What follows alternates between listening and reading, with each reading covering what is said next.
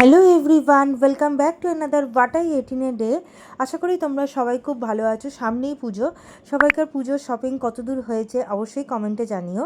আর সকালটা শুরু করেছিলাম মিল্ক টি দিয়ে। তো আজকে বেশ ভালো, এই যে চায়ের ওপর যে শটটা পড়েছিল এটা খুব ভাল লাগে।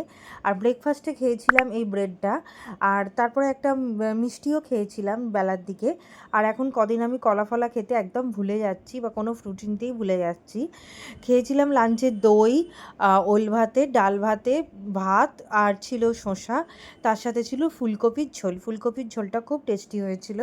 বিকেলে আমি আরেকটা পাউরুটি খেয়েছিলাম, আর এটা ভেজ পুরোপুরি, খেতে খুবই ভালো, চিজি। অ্যান্ড দেন খানিক পরে একটা প্রভুজির ভুজিয়া খেয়েছিলাম, এটাও বেশ মাঞ্চিংয়ের জন্য ভালো ছিল। রাত্রে ছিল রুটি আর ছোলার ডাল, তার সাথে একটা মিষ্টিও খেয়েছিলাম, আর একটা কাঁচা লঙ্কাও নিয়েছিলাম, আর 1 গ্লাস দুধ দিয়ে দিনটা শেষ করেছিলাম। এটাই ছিল আমার সারাদিনের what I it in a day.